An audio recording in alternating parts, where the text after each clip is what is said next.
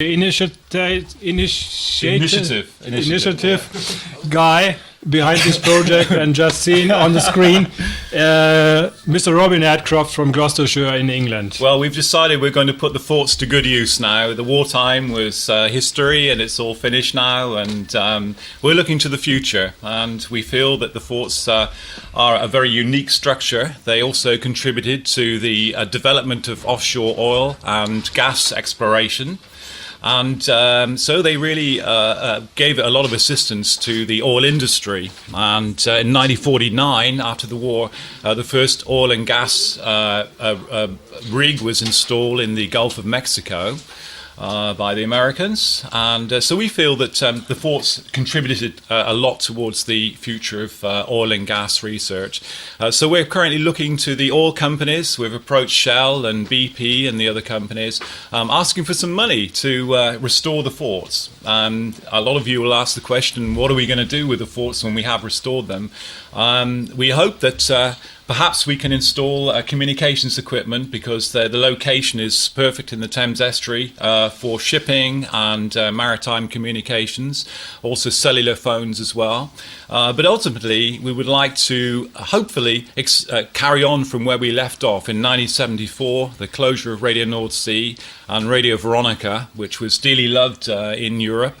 The contribution of these stations was enormous because they were promoting music from all around Europe, from Germany, from France, and from Holland. And this music was being played all over Europe, and most of all in England.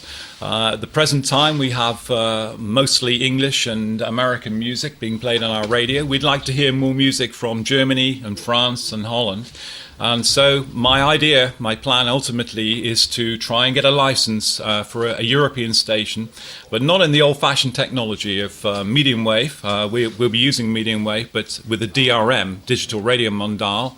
And we hope that in the future years, probably between 5 and 10 years, we will have such an installation with a bit of luck. Well, we're working very hard. We're very determined. We have very big support in the United Kingdom for this project. As you saw, the BBC gave us good coverage. Some of the big national newspapers gave us coverage as well. So it seems that we have somewhat of a future there. Anyway, I'd like to say thank you all very much for inviting me to Germany today to reminisce a little bit about the pirate radio stations of the 1970s. It's 31 years now since we last broadcast in 1974, and I think it's a great credit to the German listeners of offshore radio that we are remembered after all these years. So thank you all very much for coming along today to seeing my presentation of our new project. Robin.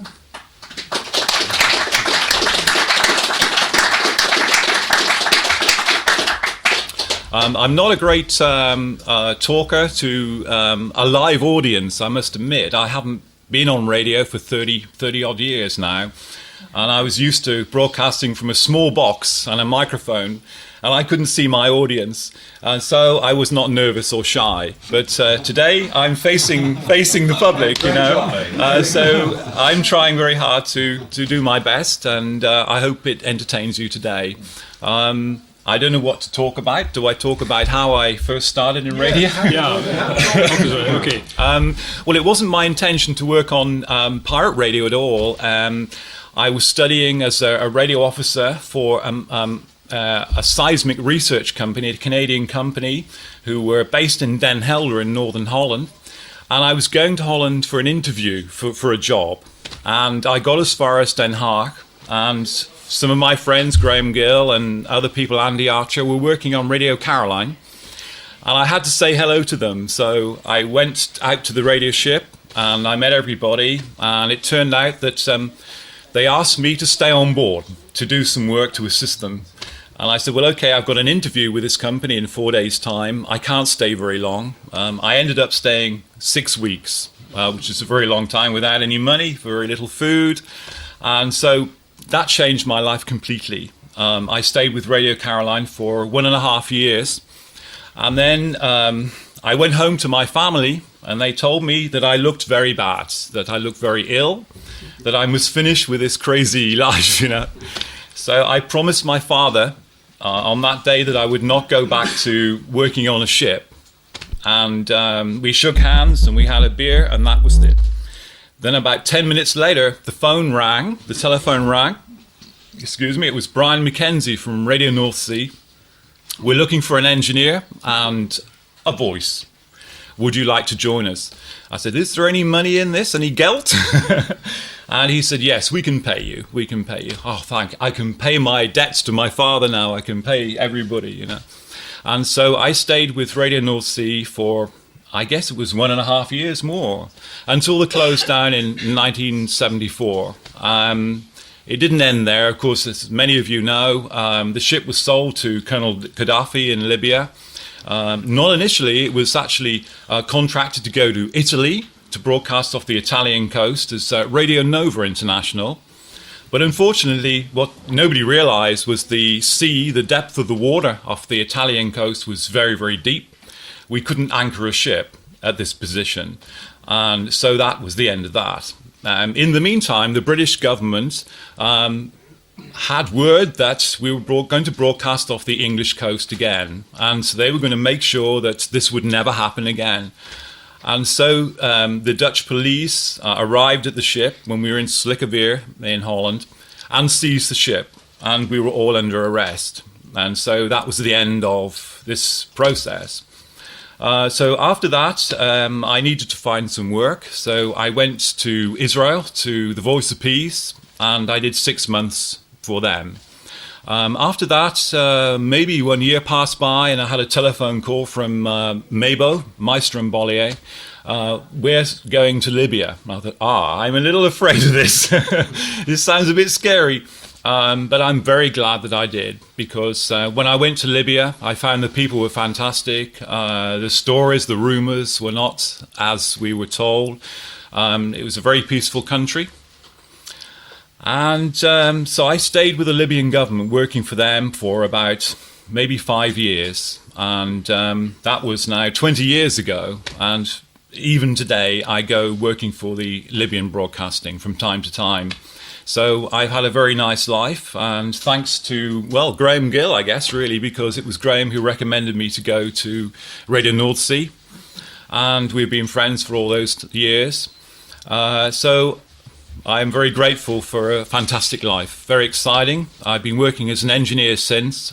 I stopped working as a radio voice. I felt that it was a job for young people, and so when I was 25 years old, I quit my on-air work, but I stayed with the engineering, and I'm still a broadcast engineer today, a freelance engineer. So I guess that's really up to date. I wanted to retire when I was 50 years old. I'm now 55. I'm still not retired. And I thought, what do I do in my retirement? You know, I have to give something back to the people. You know, they gave me so much. And we cited the fort simply because it's probably the last remaining material from the 1960s pirate radio. We have the Ross Revenge, the Caroline ship, which was really 1980s, not 1960s. But we have the fort, so why not save the forts from demolition? Because the British government is saying now that we have to remove all the fortifications. Well, that's okay, but we should keep one behind. And this one we will restore, but not to remember the wartime, but to remember the pirate radio era and the courage of the people that did this work. So that's our project, to restore the Red Sand Fort. It's the last remaining item from the 1960s pirate radio. And as I described a minute ago, the future will be, hopefully, a European station. I can't guarantee, but we will try. If you don't try, you don't succeed. So that's the plan. So all I can say is, if you have any questions you'd like to ask me, you're very welcome. That was a very quick overview. Yes. About items for maybe a 6-hour feature. Yeah. So, okay, it was the Blitz, and then it was the forts, and now you are restoring the forts. How many people are with this project? How big is the organization? How tough is the organization nowadays? Right. Okay. Well, it started just two of us. That was myself and another man who was also fanatical about the sea forts.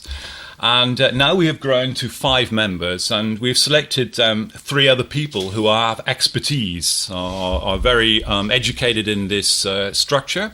One of the men is Tony Pine, who used to work for Radio City, and he knows the forts very, very well. Another man is a guy called, what is his name now? Frank Turner, who is an author about the history of the forts. So he works with us as well. And we have one young guy who's 24 years old, who is an expert with IT and media. So he's produced our website. At the present moment, the problem we have is money. Obviously, we have to convince people that the project will produce something in the future. And so we have to convince our backers, our potential backers, that we have something to offer. And so we're looking to the oil companies for money, because it's going to take £3 million, which is, I don't know how much that is in euros. It's about €5 million. It's a lot of money. But as I say, we're very determined. We're pressurising the oil companies at the moment to produce some money. Also, we have the backing of the British government, the Department for Transport, and the Crown Estates, who own the seabed. They're also supportive of our project. So we're very lucky. We started to develop this project in the 60s. The problem we had then was that the government were very anti any operations from the forts. The pirate radio stations were a big embarrassment to the government, and so therefore they wouldn't entertain us at all. We have the money available because at the time I was working in the film industry.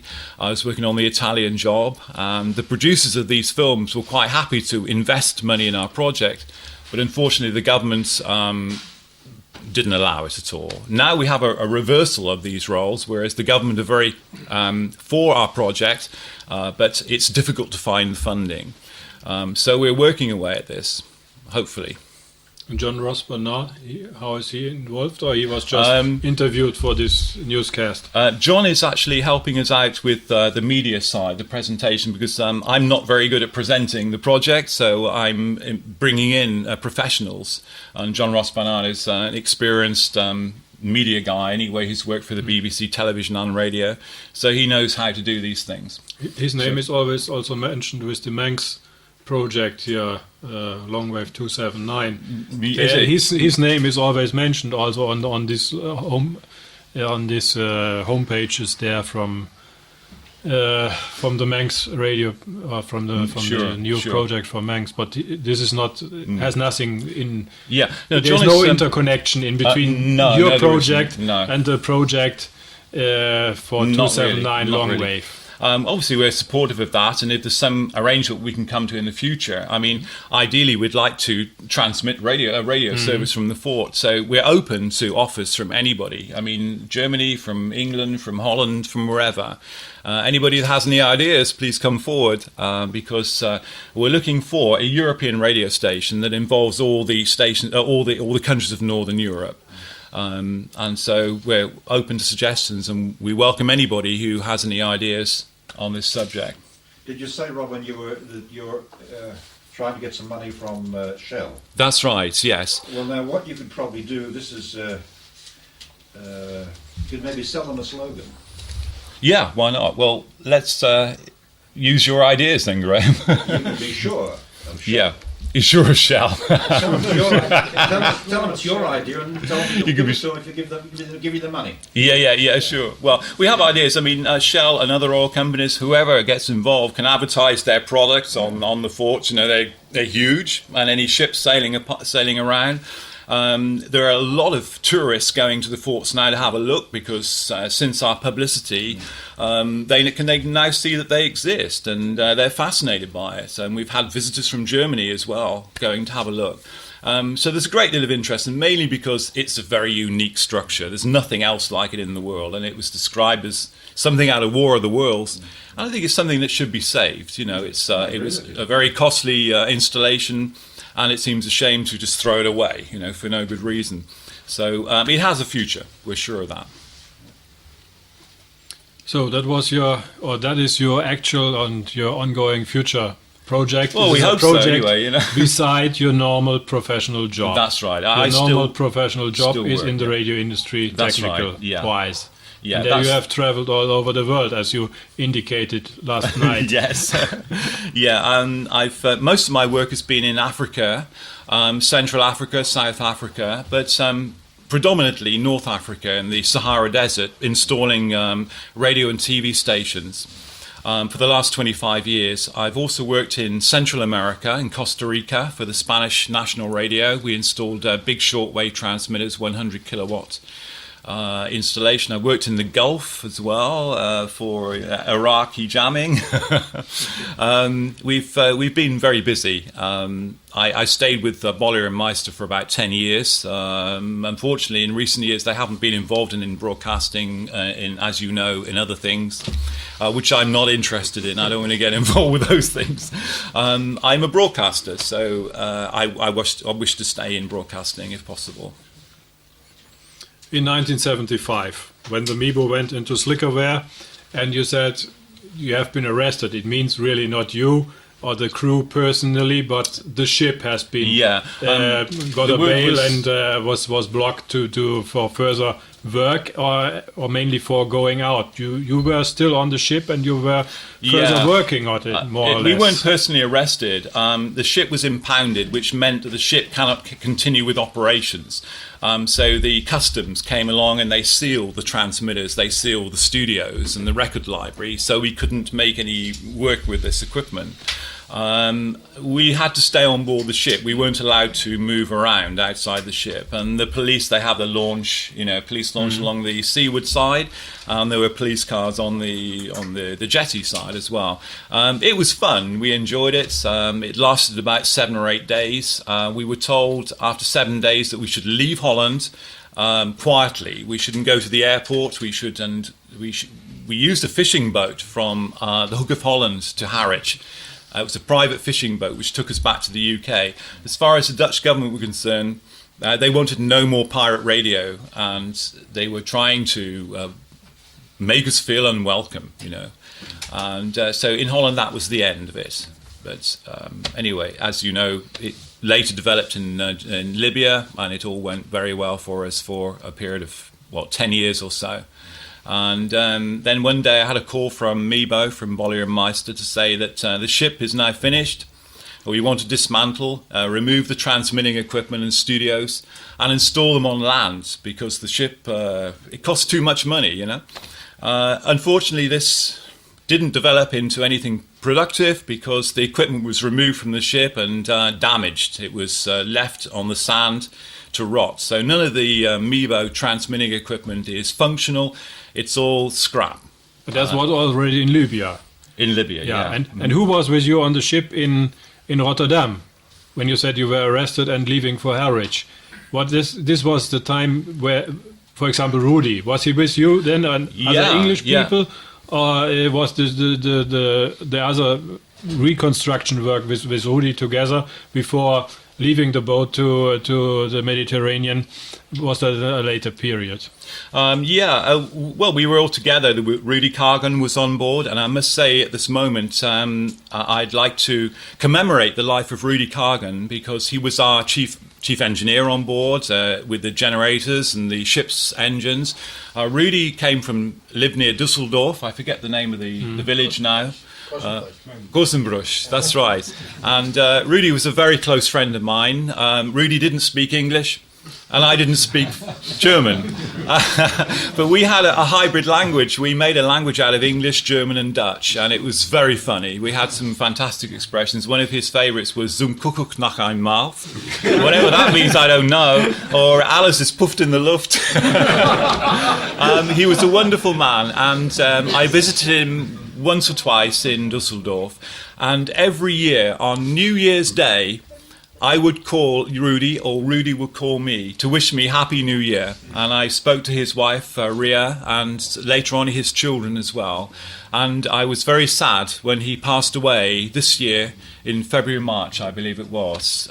So I would like today to remember the life and the work of Rudy Cargan, a wonderful man.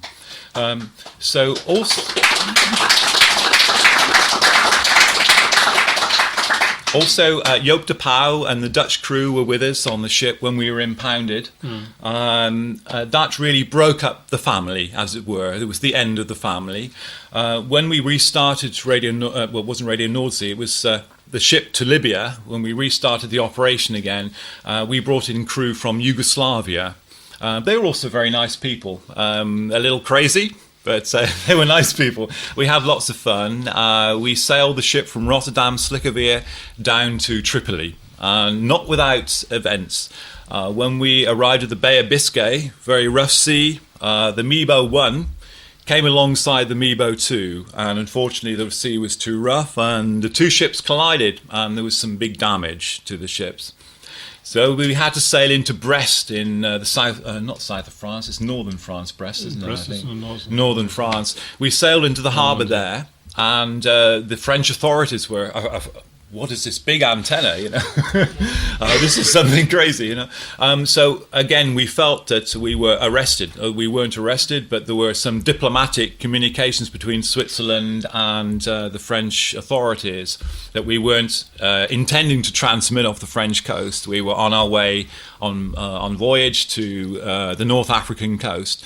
And on the way, we stopped at Morocco, and we wanted some exotic food and gifts from Morocco. So we gave them our records from the record library, and we imported from Morocco some wonderful food and some gifts and so on. And then we stopped at Tunisia, and we more or less did the same thing. And eventually we arrived at Tripoli, expecting a big reception from Colonel Gaddafi, which we didn't get. We waited in rough seas off Tripoli for 14 days before anybody arrived. And when they arrived, finally, there was a small boat and a few officials from the Libyan government. The only thing they were interested in was if we had any alcohol on board. So we said, yes, actually, we have a room full of alcohol. So they removed all the alcohol from the bondage stores, and they sailed away on this small ship piled up with alcohol. And it was another maybe week or 10 days before we had any more reception from the Libyan government. They told us to move into the harbour and tie up alongside the harbour, and then switch our transmitter on so they could hear the equipment's working, you know. And I said to them, this is not a good idea, because if we transmit with 100 kilowatts or even 50 kilowatts, we will cause a lot of interference to the maritime communications. Well, they insisted, you must turn the transmitters on. Anyway, the first thing that happened was that we wiped out the Arab Voice transmission. They were broadcasting the Holy Quran. And all the people could hear was the rock and roll music from the ship, you know. And the reason for this was that we had a very high intense signal, and the electrical cables in the studio were acting like an antenna and rebroadcasting the rock and roll music from the ship. Well, that was the first thing. The second thing that happened was the army had a base next to the harbour, and they had their clothes hanging from the line to dry. You know, they wash their clothes, they hang them on the line. But the electrical energy from the transmitter caused a very big current to flow in, and their clothing was on fire.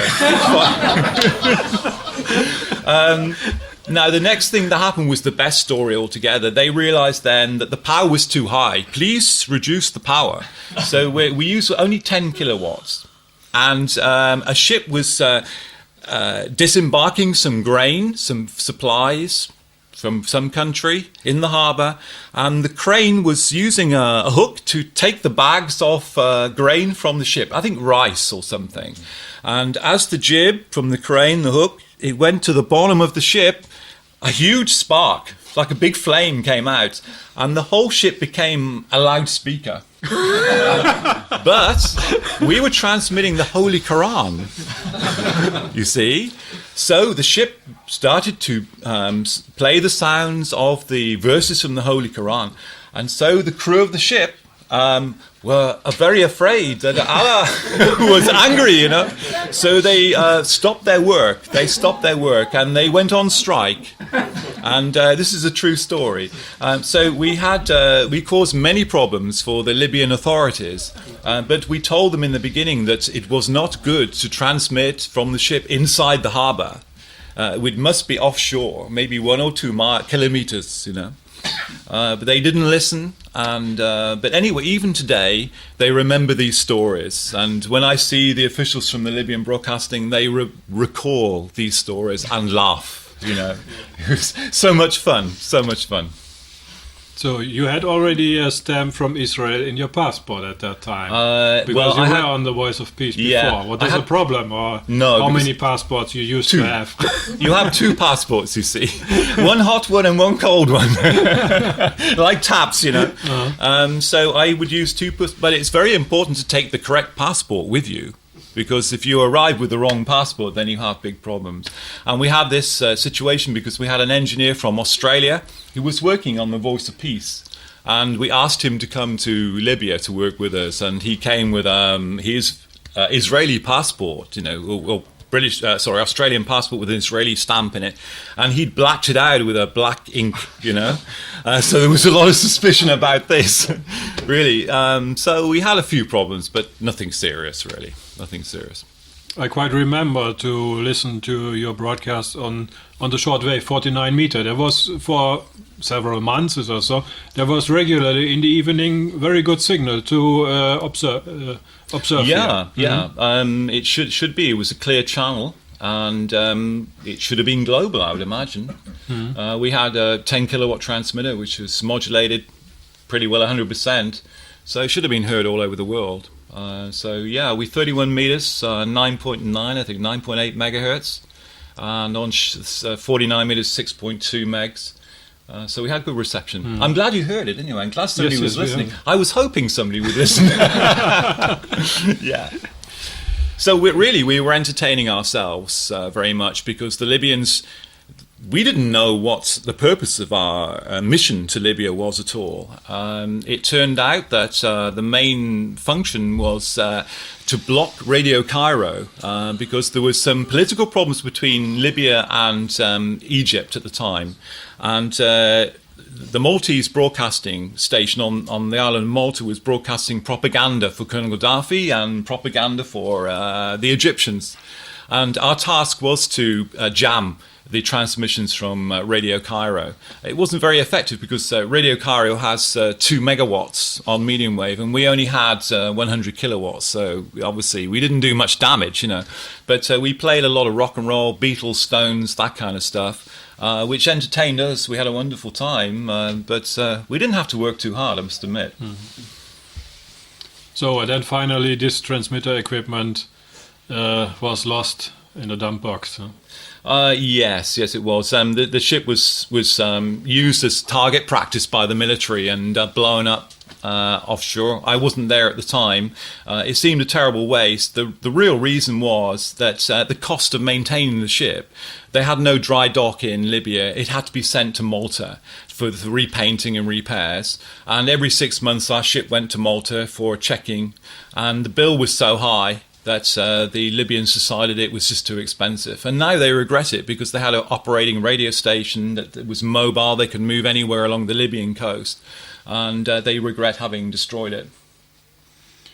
Okay, in 7th, you were on the air as a DJ on Radio North Sea and on Caroline also, on both. Yeah, that's right. Mm-hmm. I think we have a little extract, a little jingle to play, which featured you.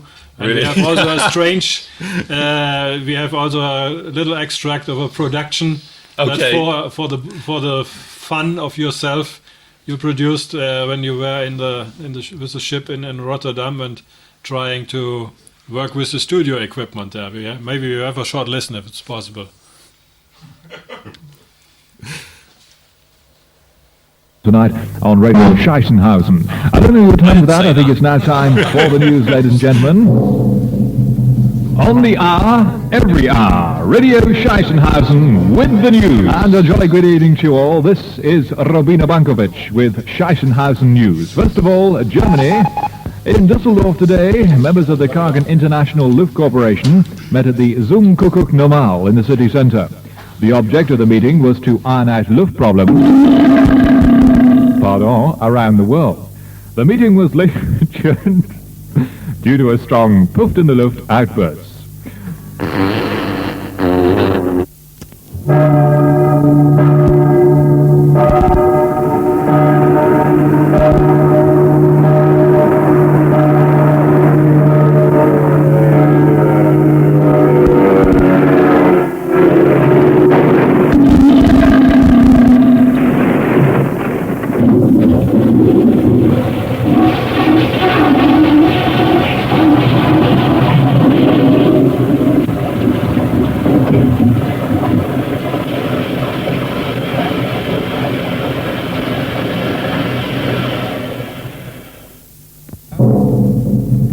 On the hour, every hour, Radio Scheissenhausen with the news. And a jolly good evening to you. First of all, we've news from Germany. And in Düsseldorf today, members of the Kargen International Luft Corporation met at the Zum Kuckuck Normal in the city centre. The object of the meeting was to iron out Luft problems around the world. The meeting was later adjourned due to a strong puffed in the Luft outburst. I beg your pardon. Switzerland. Explorers to the famous Swiss Alps were harassed by falling snow earlier today. A team of 40 explorers from all parts of the globe met at the Hotel Ouder Bloody Fucked to discuss their future plans.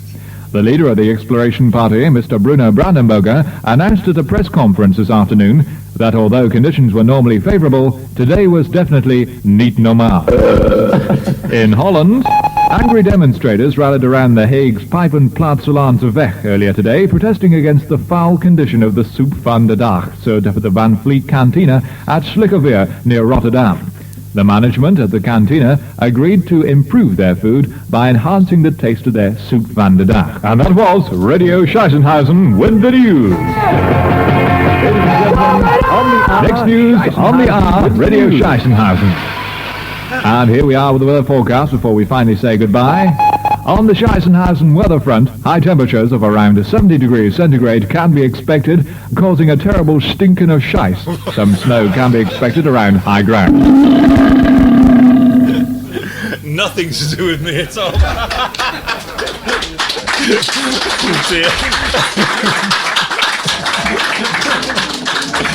My God, where did you get that from? Was that Rudy?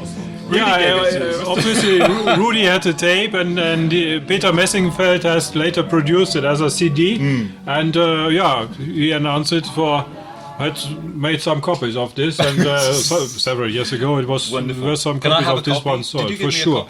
Peter Messingfeld has made it is on the CD now on the tape, yeah. So this was just for you.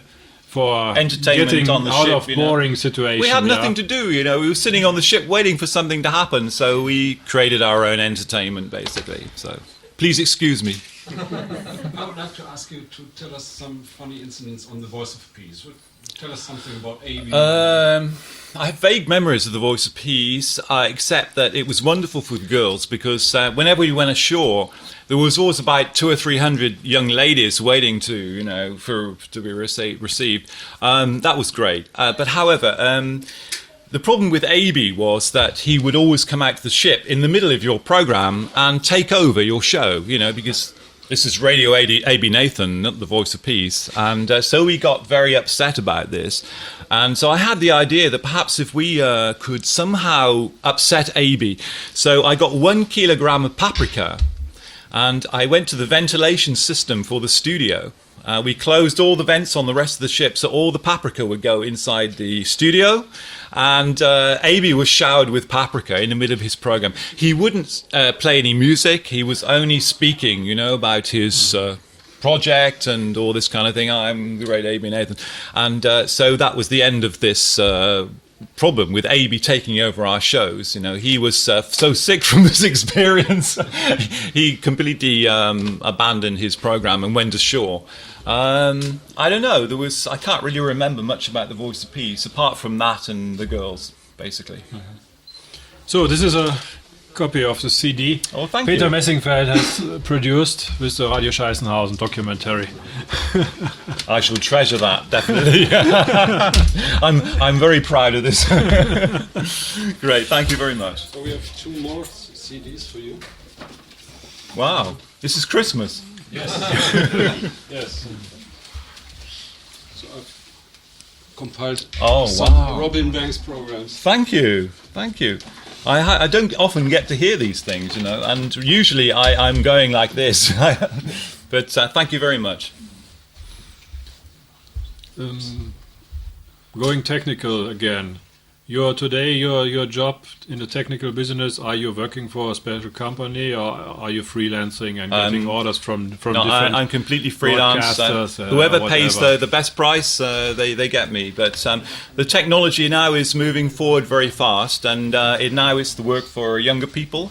I would very much like to retire. This is why I'm moving into the Fort project now. But yes, I still install transmitters in Africa and Central America. Usually twice a year I go to install a transmitter. Maybe takes me about 6 weeks, 7 weeks. So it's very nice. I don't work too hard anymore.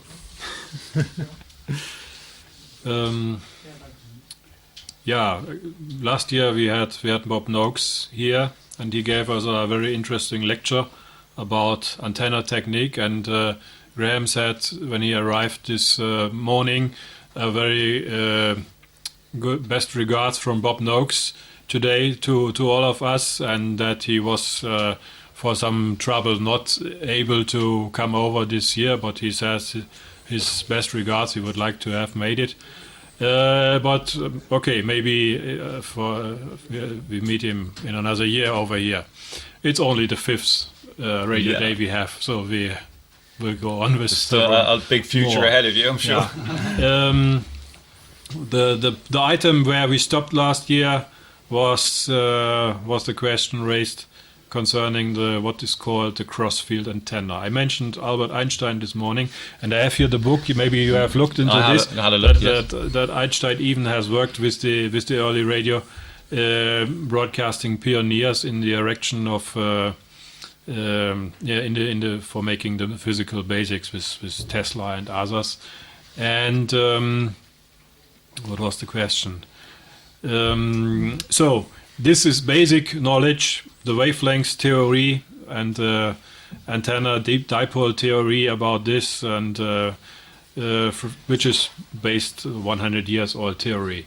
And so now there are new things coming on, and nobody knows really how it works. Does anybody know really how the existing aerial systems and It's do all we really theory, Jan. understand It's all what we theory. have Yeah. in the technology here? There's 2 theories, as we know, about the propagation of radio signals. The favourite one is the wave theory, and another popular theory is the particle theory. But the particle theory really applies to higher frequencies, to microwaves and gamma waves. As you go towards the light frequencies, then the particle theory makes more sense, I guess. But we're talking here low frequencies, meaning quarter Golf and mid-10 Golf and so on. They're very long wavelengths, and so the wave theory it's good enough, I think. So far as the Crossfield antenna system is concerned, I understand that it works. I've not seen one working. I've talked to many people, many engineers, and got different opinions. The person that I know the best is Peter Chicago, who was engineer on Caroline. He feels that it's not a viable proposition because of the dangers. What you're doing is separating the current from the voltage, so you have 2 separate entities, and so we've got a capacitive arrangement for the voltage, and we have a cylindrical drum arrangement for the current. The problem there is you have very high voltages between the top capacity and the cylinder, and his theory is that when you increase the power level to hundreds of kilowatts, then you will have some big explosion and lots of fire. I was talking to somebody today, I can't remember who it was, who said that indeed in Egypt, the man who designed the antenna is working very efficiently at 2 megawatts, but I heard also from somebody else that it works only at 10 kilowatts. So the efficiency is supposed to be very high. In theory, military, you can achieve something like 80% efficiency, whereas on a regular antenna system, maybe depending on the ground resistance, you can only achieve maybe 20%. So it's a lot of hypothesis about the efficiency of this system. I cannot really vouch for it because I haven't seen it working, but I've discussed it with many people, so I'm open-minded. So Red Sands would still be an We might use exclusive one. place for a conventional antenna. I think it which looks better. I think even here over in Düsseldorf, the not so high-powered stations like Radio City and 390 were quite well received in that time before my listening time.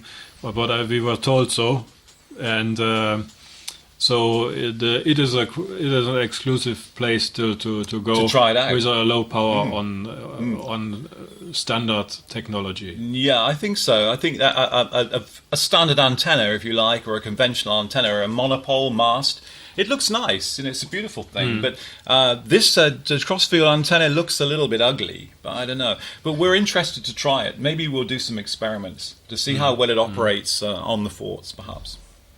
So, and if you are looking there for a license, it is not under the normal rules of the Radio Authority, a local radio station, or it is.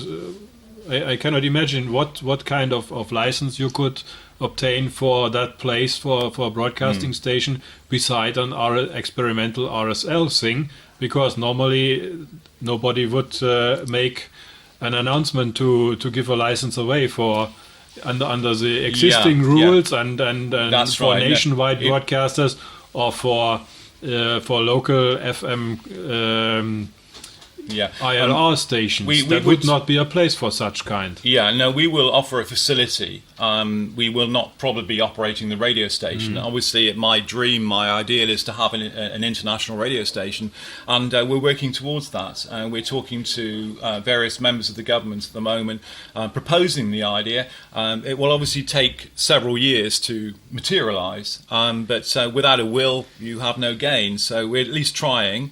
We're not really interested in RSLs, although we will give permission for the use of the fort for RSLs. We have Radio Sept next year, and there probably will be a string of RSLs. But the ultimate aim is to have an established radio station on the forts, and we hope that we'll eventually get there. But as I say, there's no guarantee, but at least we can try. So. Okay, yeah, your questions, please. You've heard it all, I guess. Who owns the fort? That's an interesting question. We discovered that nobody owns the fort. It was abandoned by the military in 1959, I think it was, 1956, sorry. Therefore, there's no ownership. And that's a problem because it means that we can't raise any finance or raise any sponsorship unless we can identify the ownership. So the government have agreed to use their lawyers to draw the title deeds, the legal documents for the fort.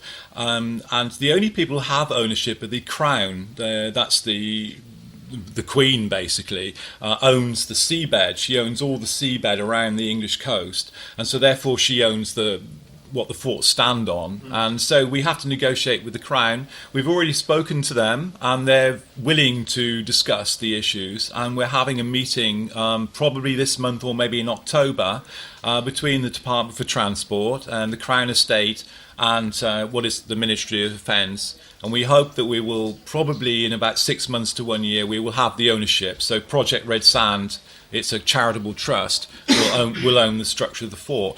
The problem with that is that once we own it, we have the responsibility for it. And so we have to discuss the legal issues so far as if there's an accident with a ship, if a ship crashes into it, who pays the bill? So we're being very careful about this negotiation.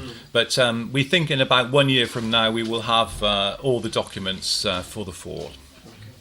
And then we can proceed with it. I didn't understand what is the interest of this film industry or film companies investing. We know there have been TV films, some short crime films. Yeah, Danger Man, that's which right. were featuring such situations or were filmed on this or on other forts. But I didn't understand what you were really meaning. No, the this interest of film producing companies now. Yeah, this is not the present day. This was in the 1960s, 1968. The original concept was to use it as to stage a film. The film was produced. It was called The Bed-Sitting Room, and you guys probably don't know the comedians that were around at the time. It was called The Goon Show. Did you ever hear about The Goon Show? It was a television comedy, basically, and they always had some crazy situation, and the fort was a perfect place for this. And so the film was produced, but at the end of the 60s, the British film industry was losing money to Hollywood. Everybody was going to Hollywood because they were paying better money. And so therefore, there wasn't very much money available. The intention was to take the forts and use it for filmmaking and an accommodation for the film crew.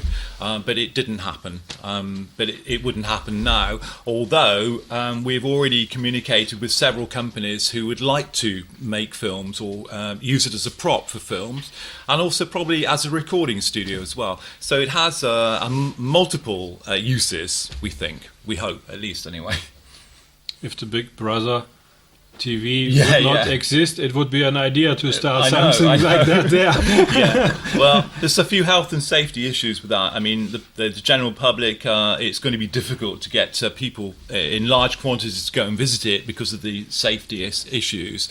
But we think that small groups, maybe 10 or 20 people at one time, can make visits. That could be possible. And right now we see on the internet a webcam showing one fort. Yeah. And there is some man who makes a self-experience living there for several weeks in isolation. Yeah. Is that also connected with you? Or it's connected with us.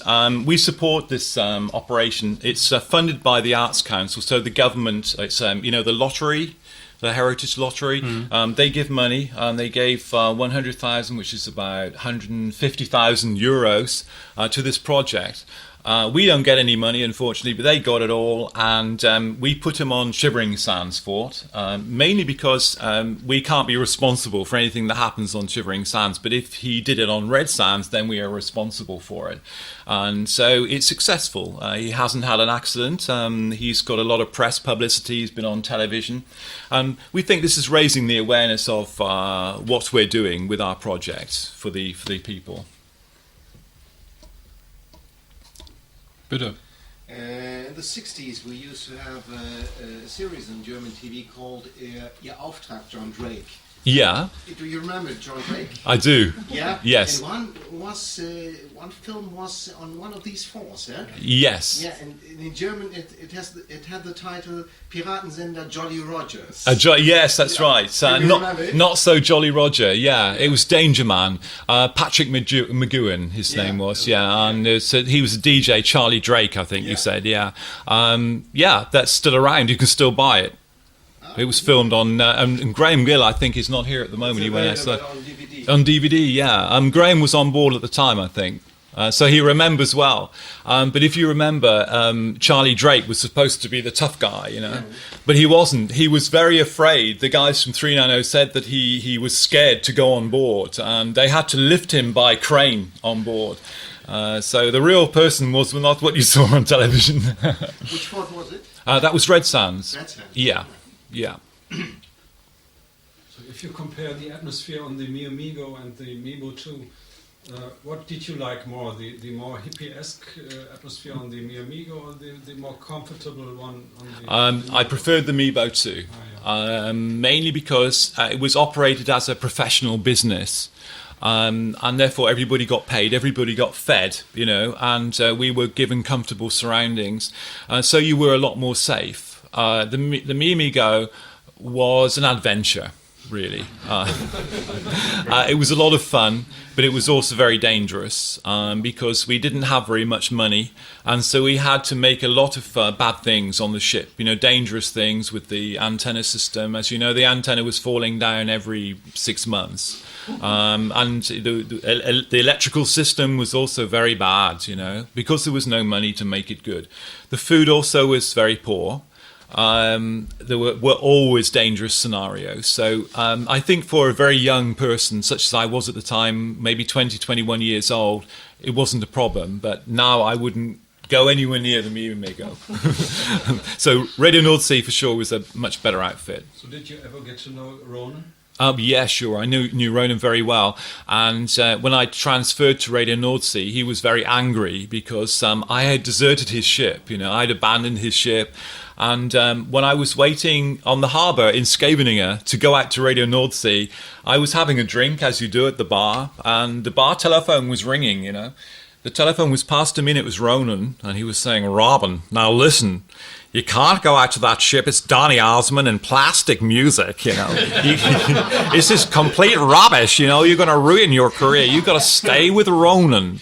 And I said, "Ronan, you're a very sweet guy. Thank you very much for nothing, really." In a way, I did thank him because it was a stepping stone to go into serious radio. I mean, I thank Caroline very much because without Caroline, I wouldn't be sitting here talking to you today. So I'm grateful for it. But I'm glad also for Radio North Sea because that was a superb station. But Graham, who is unfortunately not here at the moment, went back from RNI to Caroline. Yeah, he did. 74. Yeah. I think he was such a popular DJ, as you know. He got some money. I guess he might have done, yeah. But Graham was a fun guy, and his voice was heard all over the place. I mean, he's been on so many stations. I don't know, maybe 6, 7 radio stations in Europe. I've only been on 2, so Graham has much more experience than I have in that respect. Well, thanks for these. I shall really enjoy listening to them. The people who have produced this with thank you very much. But thank you all because after 31 years, you still remember us guys, and that's marvelous. It makes us feel important when maybe we're not anymore. So thank you all very much. Yeah, Robin, we thank you for coming over. Our first British guest coming from the UK over here. Well, it's been a great pleasure. Yeah. It was nice to meet you last year in Amsterdam, where the idea was born. Yes. Yeah. And let's have a nice evening. Okay, we certainly will. And let's hope there's a future. You just maybe a few sentences concerning AJ Burns. On your way from England over here, you have met him. Well, I thank also AJ Burns because we knew each other before Radio North Sea. AJ was a journalist for the Belgian press, newspapers and TV, and we corresponded before Radio North Sea, so I already knew him, and AJ helped me to go to Radio North Sea. So we're very good friends, and I hadn't seen him for 30 years. Last year, when we met in Calais, you weren't there in Calais, were you? Well, we met in Calais last year for the first time in 30 years, and now we have restarted our friendship again. And so I came to Germany via Belgium, and I stayed one night at AJ's home, and of course we talked all the time about Radio North Sea. But he's still very active, and he's working in Belgian radio as a journalist for the news agencies, and provides news to TV and radio. I think maybe sometimes in Germany as well. Who knows? Who knows? He's a busy man anyway. Okay, so far. Thank you very much. Thank you very much for coming over to us. We enjoyed it very much. And we enjoyed very much the whole day with the people from the Truck Radio, Südwestfunk, Peter und Werner Hartwig, Dave Coleman. Vielen Dank für an alle, die bei der Organisation mitgeholfen haben, und vielen Dank an die Sternwarte, die es uns wieder ermöglicht hat, hier die frisch renovierten Räumlichkeiten zu nutzen. Wie immer sind wir offen für Vorschläge für das nächste Jahr und Beiträge, Aktivitäten. Ich hoffe, es hat euch allen viel Spaß gemacht und gut gefallen. Und damit ist eigentlich, glaube ich, der offizielle Teil im Augenblick erstmal beendet. Danke.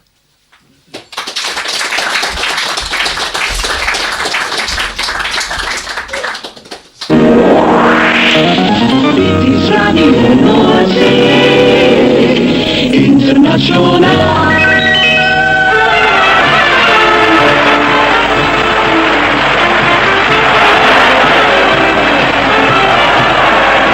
Para la música música de hoy, de ayer y sobre todo la música de mañana. Hay solamente Robino Banco sobre Radio Norte Internacional, 220 metros y la banda de 49 metros en ondas cortas. Robino Banco y la música popular de Radio Norte Internacional.